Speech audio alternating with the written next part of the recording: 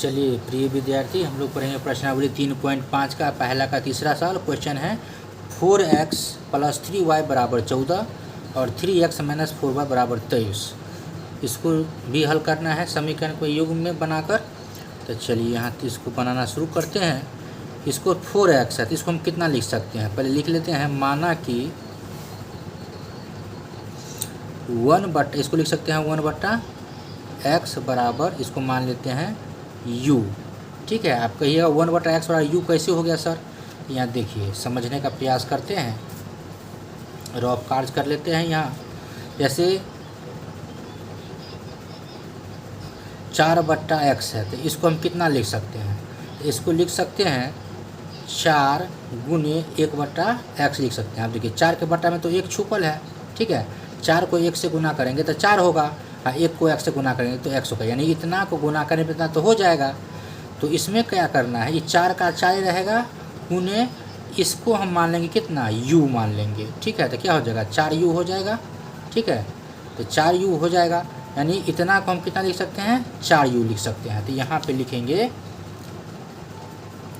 इतना को कितना लिखेंगे, 4u। ठीक है, प्लस इसमें जो है ये बट्टा में नहीं है तो इसको ज्यों का त्यों लिखेंगे, 3y का 3y लिखेंगे। अब बराबर कितना है 14, तो 14 लिखेंगे। समीकरण 1 हो जाएगा ये। ठीक है, उसी प्रकार से यहाँ लिखेंगे, इसी प्रकार इसको लिखते हैं 3/x है तो कितना हो जाएगा, ये हो जाएगा 3u हो जाएगा, ये u है। ठीक है, क्योंकि यहाँ देखिए यहाँ जो लिखते हैं 3/x, इसको लिख सकते हैं 3 गुने 1/x। अब 3 को 1 से गुना करेंगे तो 3 हो जाएगा, x से गुना करेंगे तो x होगा, यानी इतना गुना करेंगे तो इतना हमको मिल जाएगा। इसमें क्या करना है, तो 1/x को u मान लेना है, 3 का 3 रहेगा, यानी इतना को हम कितना लिख सकते हैं, तो 3u लिख सकते हैं। ठीक है, तो इतना को कितना लिखेंगे 3u, तो यहाँ लिख देते हैं 3u, माइनस है तो माइनस, अब 4y को 4y रहेगा, बराबर 23 का 23। समीकरण हो जाएगा 2। ठीक है, अब क्या करेंगे, तो विलोपन विधि से दोनों को तोड़ देंगे। तो दोनों समीकरण में क्या करेंगे, तो किसी एक का मान 1 कर लेंगे, या तो u वाले को 1 कर लेते हैं या तो y वाले को कर लेते हैं। तो चलिए u वाला को 1 कर लेते हैं, तो u वाला को 1 करेंगे तो समीकरण 1 में 3 से गुना करना पड़ेगा और समीकरण 2 में 4 से गुना करना पड़ेगा, तो u का मान बराबर हो जाएगा। यहाँ लिखेंगे समीकरण 1 में 3 से गुना तथा समीकरण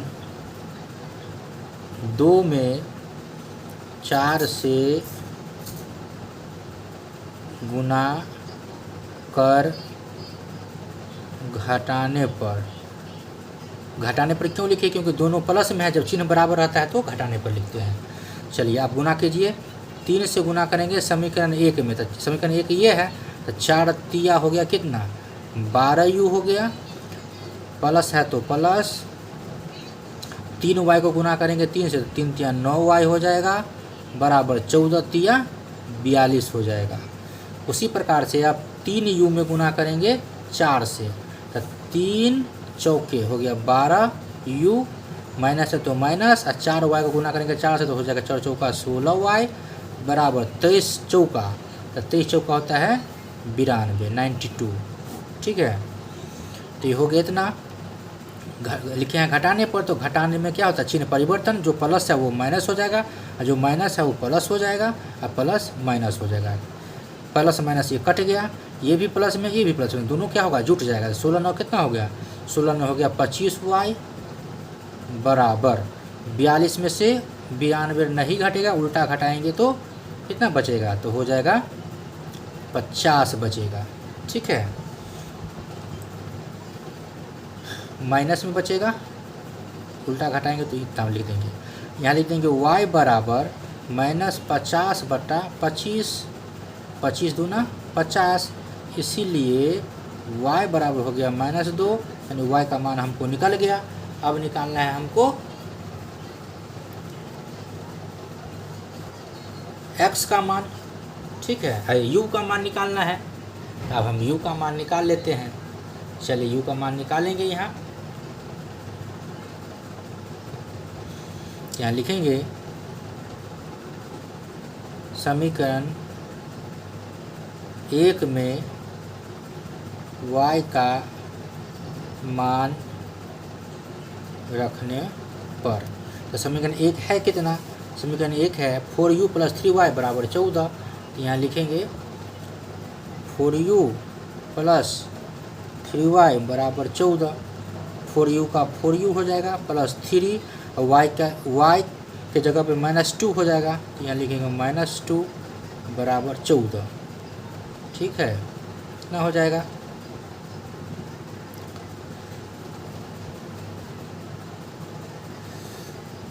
y का जगह -2 हो जाएगा, तो ये कितना हो गया, यानी इसको लिख सकते हैं 4u, ठीक है, प्लस माइनस तो माइनस हो जाएगा, 3 दूना 6 बराबर 14 का 14, इतना हो जाएगा। अब इसको यदि हम तोड़ देते हैं, ठीक है, तो ये हो जाएगा